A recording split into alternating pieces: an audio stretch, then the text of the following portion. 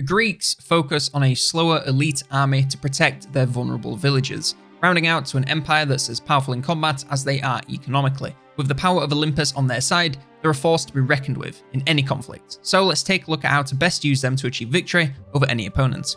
First, let's take a look at their unique playstyle for gathering resources. The Greeks have just one unit for resource gathering and building: villages. These will collect all of your 4 resources and do every bit of building in your empire. They can build storehouses to have a closer resource drop-off point for wood and gold, and a granary for food. Both of these open up the ability to upgrade their gathering speed and capacity, making them much better at their main job. The Greeks generate their favour by building temples and putting their villagers to work. This means their income can be increased by assigning more villagers to worship there, but this also does mean you have to use some of your population, making house building extremely important to scale well into the later game. Now we come to the shared roster that all Greek empires make use of, no matter who their patron gods are. First up, the infantry.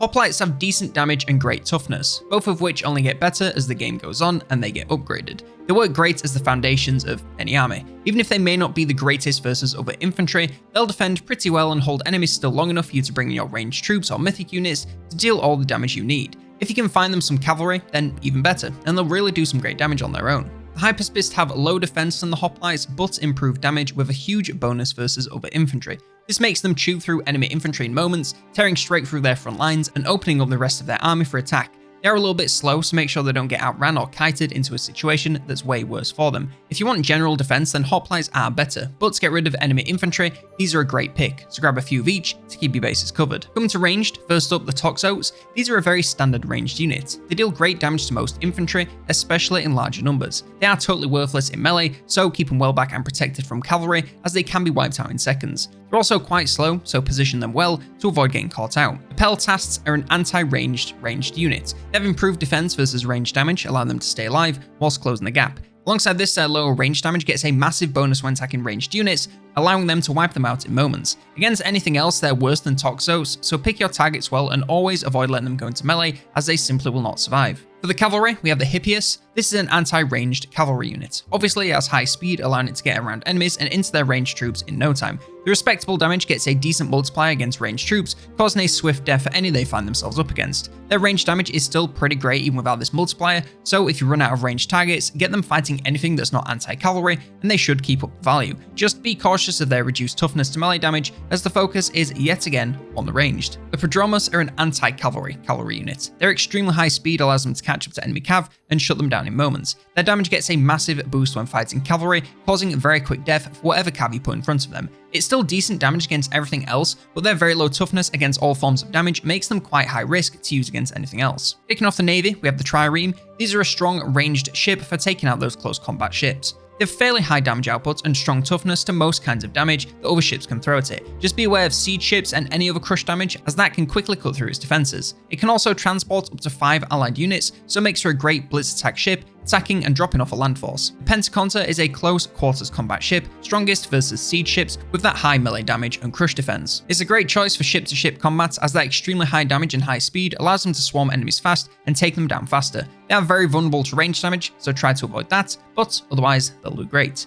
The Juggernauts are much slower moving ships with very high range damage, most effective versus ranged ships with a massive damage multiplier. It is also fairly vulnerable to all damage but arrows, so it does end up being a bit of a glass cannon. Try to keep them well back from the heat of combat, targeting anything ranged to maximize their damage. The transports are obviously pretty basic transport ships with no weapons of their own, but it can transport up to 25 units at relatively high speeds, allowing a fairly large army to be deployed at will. It's relatively tough to everything but crush damage, so long as it's not targeted by siege ships or weapons, it should be just fine, even with that lower health. Of course, give it some sort of escort force, as the last thing you want is it being taken out by a single enemy ship and sinking your entire army. For the siege weapons, we have the Petrobolos. This is a slow-moving ranged siege engine that's great versus buildings and ships. The already massive damage here gets some major bonuses against ships and walls, tearing them apart almost instantly. That said, against buildings, even without a bonus, it's pretty devastating, especially considering how far away it can attack from. It's easily taken out by anything in melee, with practically no defense or ability to escape. Just keep it well back and tagged in buildings, especially defenses, and it should do great. The Helpolis is a much shorter range siege engine, but does come with some other treats to help it be worth it. It's still pretty great against buildings and walls, with huge crush damage. It also has the ability to transport up to 5 units, and with that massive defense to arrows and crush, it can help your units make it to battle free from being taken apart by ranged units. If it does get caught in melee, it's a whole lot worse, but if that happens, just release the units and let them take down whatever's giving it trouble.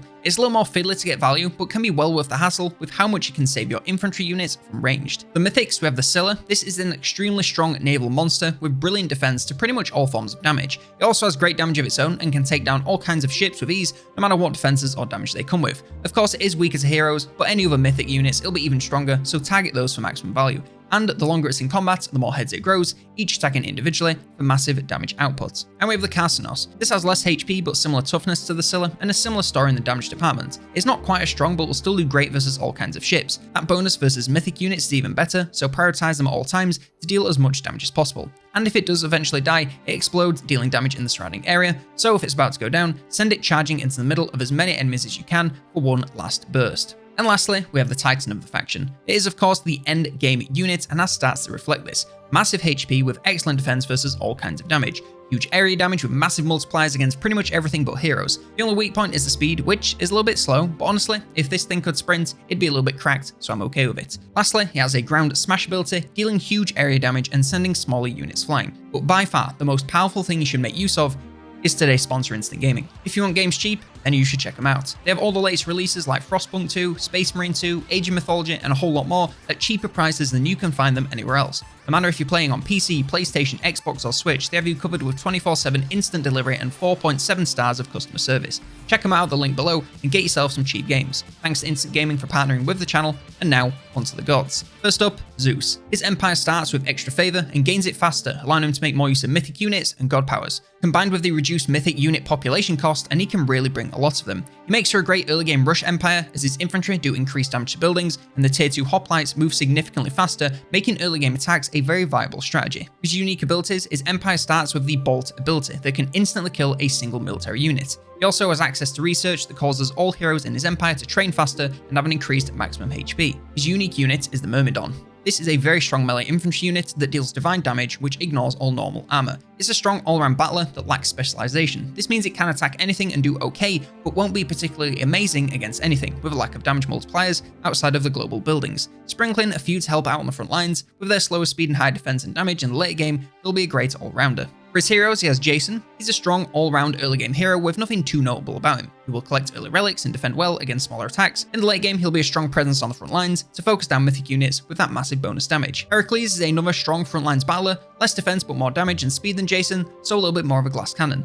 Odysseus is another glass cannon with great range damage but lower defense, keeping well back from melee and firing from a ranged, and he should rack up a lot of value. And lastly, Bellerophon. Very strong versus ranged, both with that high speed, damage and defense. They are a little bit weaker versus other melee troops, but as long as it's not another hero or overwhelming numbers, he should come out on top. He's obviously extremely fast and can use the Pegasus charge ability to leap at enemy units to deal massive damage. And lastly, for Zeus's god choices, at age 2, he has Athena and Hermes, age 3, Apollo and Dionysus, and age 4, Hephaestus and Hera. Next up we have Hades. All human units in his empire have a small chance to return as shades when killed in battle. This gives them a second chance at victory. All of his mythic units are much tankier. His ranged units and fortifications gain increased range to pick enemies apart from a safer distance. And lastly, he gains free tech at ages 3 and 4 to further improve his ranged troops. For his unique abilities, he starts with Sentinels that allow you to summon powerful mythic units to defend yours or an ally's town center, and can build the Vault of Erebus and provide a small amount of passive gold income until destroyed. His unique unit is the Gastropheteros. This is a very strong anti-building ranged unit. It has pathetic defense against melee and overranged, as well as lower speed,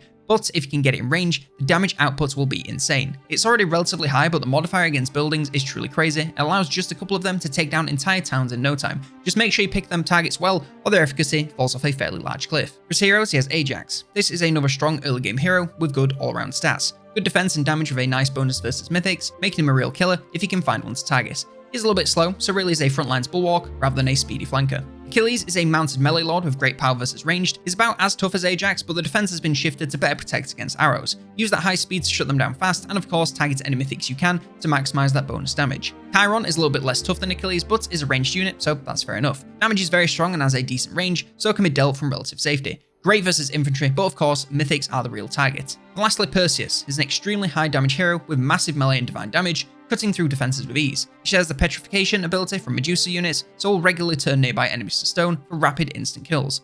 He's not the toughest in melee, so deal damage fast before he can take too much himself. And lastly for Hades' god choices, at age 2, Athena and Ares, at age 3, Apollo and Aphrodite, and at age 4, Hephaestus and Artemis. And lastly we have Poseidon. Whenever one of his buildings is destroyed, militia units spawn to avenge it and cause trouble to attackers. These are very weak melee units, but they're free and help slow enemies down if nothing else, so who can complain about that? He has faster cavalry, caravans, and mythic units, allowing faster combat, maneuvering, or evasive action if you're the caravan. He can build stables and markets cheaper, allowing easier access to cavalry units and trading resources with an improved exchange rate. When his faction first builds a dock, a free hippocampus unit will spawn. This is a fast-moving scout with no attack, but it infinitely respawns when killed, so will always be available for use. For his unique abilities, he starts with the lure, which creates a stone that attracts animals towards it for easy food collection. He has access to research that improves the line of sight and health regen of cavalry units. His unique unit is the Hetyros. These are highly damaging cavalry, effective versus groups thanks to their area damage. The speed makes them great at flanking to target clusters of ranged units, especially with their high defense. Against front lines, they're a lot more vulnerable with much low defense, so only send them in there once ranged threats are totally cleared out.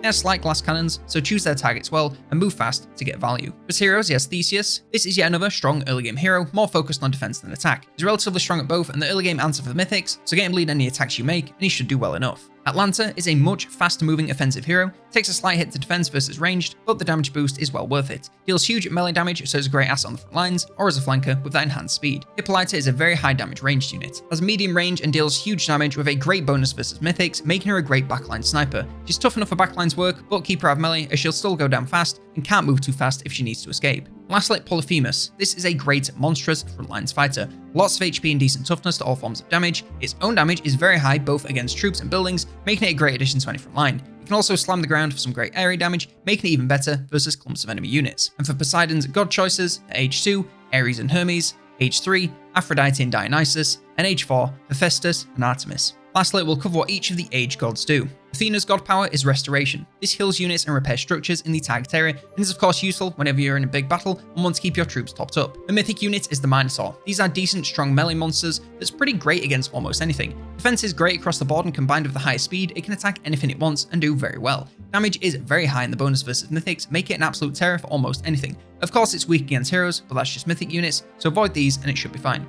Also comes with the Gore ability, allowing it to throw enemies aside for massive damage. The unique research increases the speed and health of Minotaurs, increases infantry defense to ranged pierce attack like arrows, and increases hoplite attack range and damage. Ares' god power is Pestilence. This infects an enemy town with a plague that prevents buildings from firing projectiles and slows unit production. This is great when attacking towns to stop their damage output or unit production. His mythic unit is the Cyclops. This is a slow-moving melee monster. It has great damage against both units and buildings, is relatively tough against most forms of damage. Just be cautious about them being picked apart on the approach, as they really are slow even compared to the rest of the army. You can also grab nearby enemies and throw them over targets and buildings for a bit of extra area damage. His research increases the damage of all melee infantry, increases both the ranged and melee damage of the Cyclops units, increases range damage of the Toxos ranged units, and unlocks Hyperfist and age early and increases their melee damage. Hermes' god power is Ceasefire. This prevents all combat on the map and slows the construction of ranged fortifications. If you really need to buy some time to either retreat your units or just get into a better position to take out the enemy, this is a great way to do it. His unit is the Centaur. This is a very fast, short-ranged missile unit. It deals great damage in a short period of time, and that high speed allows it to get into position with ease.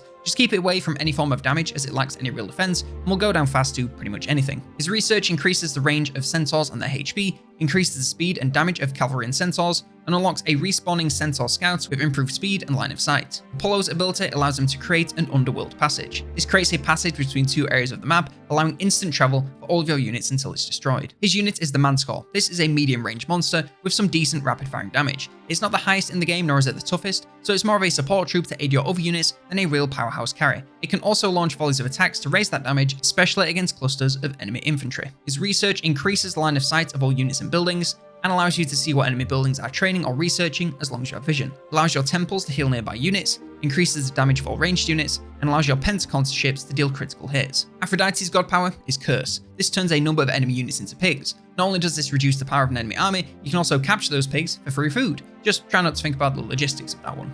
For mythic units, she has the Nemean line. This is a fast-moving melee devastator. It has very high damage against both soldiers and buildings, but with speed like that, tagged in ranged is the best use of its time. With its roar, it can even deal damage, slow and stun enemies in an area, making the cleanup afterwards into a breeze. Just keep it on ranged units as much as possible, as the melee defense is a little bit poor. She also has the Argo. This is pretty much a souped-up trireme. It's a little bit worse against melee damage, but tougher against everything else, with a bunch more HP. Damage is far higher and can obliterate most other ships in moments. Plus, with that bonus versus mythics, it's one of the few anti-mythic sea-based units, making it a must-pick for larger naval battles. The research increases the rate at which villagers generate favor at the temple, brings all kinds of improvements to villages, basically making them better at everything, increases the area of the Nemean Lion's Roar ability, and unlocks use of the heroic Argo ship. Dionysus' ability is Bronze. This increases the toughness of units in the area, and it's great whenever you're entering a big battle and want to keep your units from taking too many hits. His mythic unit is the Hydra, and this is pretty much a land version of the Scylla and has stats just like it. Strong defense versus all kinds of damage, great damage of its own, so it can do well against everything but heroes, grows more heads as it fights, increasing its damage over time. Use it just the same, only on land, and it should be great. His research enables your Hydra and Scylla units to regenerate HP, increases the HP of all units, and enables health regen on cavalry units whilst in combat. Hephaestus' ability is Plenty. This places a great vault in a selected location that provides constant resource income until destroyed. Never a bad time to use this one, just get it built, for lots of income, and keep it defended. His mythic unit is the Colossus. This is a towering, tanky fighter. It has a ton of HP and great defense versus all forms of damage, making it very hard to get rid of. It does need this as it's pretty slow, so an easy target on the approach. Once it reaches melee, the damage is huge, especially against buildings. If it does manage to take significant damage, it can always eat some trees or gold to replenish. His research increases the toughness and HP of Colossus units, reduces the cost of all technology upgrades, and increases the damage of your endgame units. Hera's ability is Lightning Storm. This deals massive damage in an area that increases over time. It's a great picture in a big battle, especially if you can get the entire enemy army in the target area. The mythic unit is the Medusa. This deals very high damage with a bonus versus mythic units, making it great for taking down major enemy threats. It's also relatively tough if it takes any damage itself, but keep it well back to avoid this and maximize its own damage. That said, it petrifies any units that get close, instantly destroying all but the most elite enemies. The research upgrades the fortress building to spawn regular Myrmidons, increases the range and ability recharge rate of Medusa units, and increases the damage and speed of all mythic units. Lastly, with Artemis, her ability is Earthquake. This deals massive damage to buildings in the area, with the most damage being dealt towards the middle. If you can get this on an enemy town or stronghold, you can bring their entire game crumbling down, especially combined with an attacking army. Her unit, the Chimera, is a very strong melee unit with high defense versus everything and pretty great damage too. With that high speed, it can attack back lines just as easily as front, so it really comes down to what you need at the time. Add on the ability to deal area damage with its fire breath, and you have a unit that can take on almost anything and come out on top. The research increases the damage of chimeras, increases the damage of your ranged troops, and increases hero damage to mythic units.